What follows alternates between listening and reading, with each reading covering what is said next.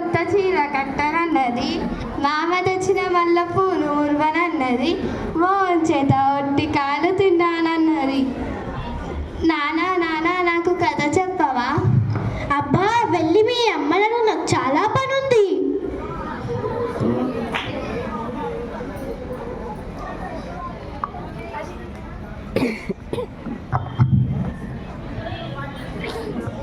అమ్మ అమ్మ నాకు కథ చెప్పవా? నాన్న చెప్పమంటే చెప్పట్లేదు.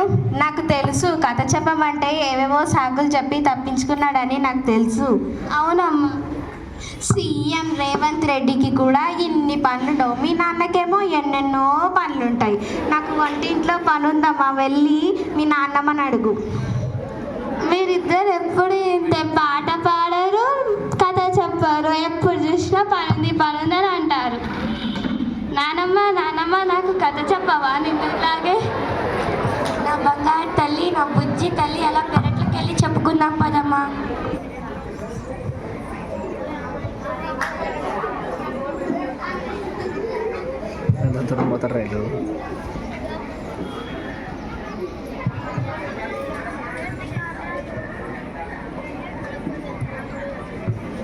ఏంటి ఏదో పాసిపోయిన వాసన వస్తుంది?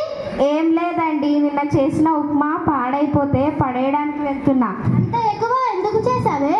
మీరు తిని బలుస్తారని.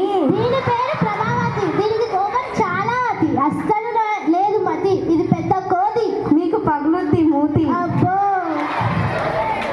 ఇంత చేసి పడేయడం ఎందుకు? ఆ ముసల్దానికి పెడితే సరిపోతుంది కదా. అత్తయ్య, ఓ అత్తయ్య. చెప్పమ్మా ప్రభా. మీకోసం ఉప్మా చేశాను, తినండి. పాచిపోయిన వాసన వస్తుందమ్మా, తినలేను. పాచిపోయింది, మీకోసం వేడివేడిగా జీడిపప్పు వేసి తెమ్మంటారా? అయినా ఈ వయసులో మీరు ఇంతింత తిని ఒలింపిక్స్కి వెళ్ళి వెయిట్ లిఫ్టింగ్ చేస్తారా ఏంటి?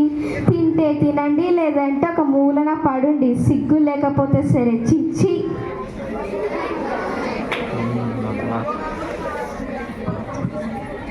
ఏమైంది, ఏడుస్తున్నావు? ఈ ఇంట్లో అందరికీ చాకిరీ చేయలేక నేను చచ్చిపోతున్నానండి. అంత గొప్ప సేవలు ఏం చేసావే?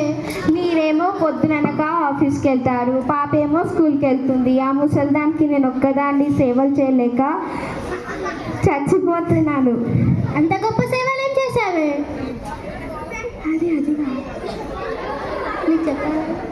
మీకు చెప్పాలా ఏంటి? చెప్పకపోతే మీకు అర్థం కాదా ఏంటి? సరే సరే, ఇప్పుడు ఏం చేయాలో చెప్పు.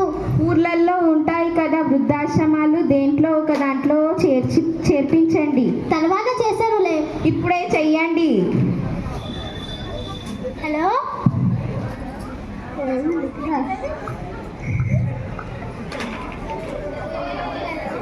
హలో హలో, అమ్మ వృద్ధాశ్రమం అండి? అవునండి. ఒక ముసలామె మీ ఆశ్రమంలో చేర్చాలనుకుంటున్నాను. మీకేమవుతారు? నేను తనకు కొడుకునవుతాను. మేము అనాథలనే తీర్చుకుంటాం. అనాథలను మాత్రమే చేసుకుంటారంటానే. అనాథలను చెప్పొచ్చు కదా, వేరే వృద్ధాశ్రమానికి ఫోన్ చేయండి. హలో హలో, తెలంగాణ హైదరాబాద్లో సికింద్రాబాద్లో ఉన్న వృద్ధాశ్రమం అండి? అవునండి. ఒక ముసలామె మీ ఆశ్రమంలో చేర్చాలనుకుంటున్నాను. ఆమెకు మీరేమవుతారు? తన అనాథ అండి. రేపు రండి. రేపు రమ్మంటున్నారే. ఈరోజే అని చెప్పొచ్చు కదా. ఏంటి నాన్న నానమ్మను ఎక్కడికి తీసుకెళ్తున్నారు? నీకెందుకే, పోయి చదువుకోపో. అమ్మ నువ్వు కొంచెం సేపు ఆగు. చెప్పు నాన్న, నానమ్మను ఎక్కడికి తీసుకెళ్తున్నారు?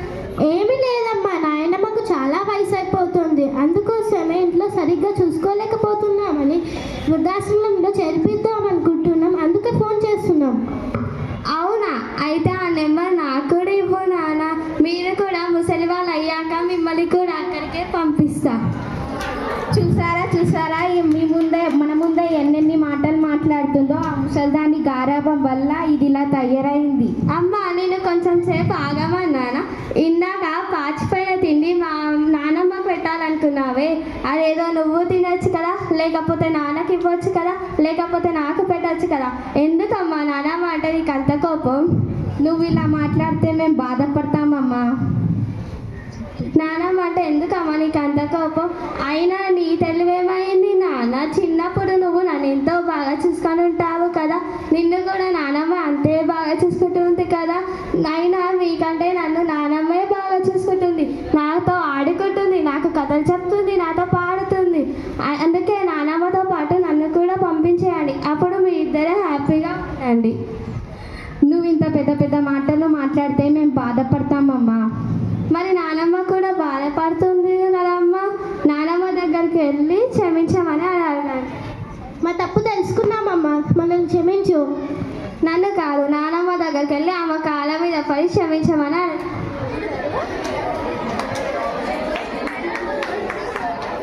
మా తప్పు తెలుసుకున్నామమ్మా, మనల్ని క్షమించు. మీ విలువ మాకు ఇప్పుడు అర్థమైంది అత్తయ్య, మమ్మల్ని క్షమించండి. వెరీ గుడ్, లేవండి క్షమించిందిలే, ఎందుకంటే ముసలి బంగారు కొన్న.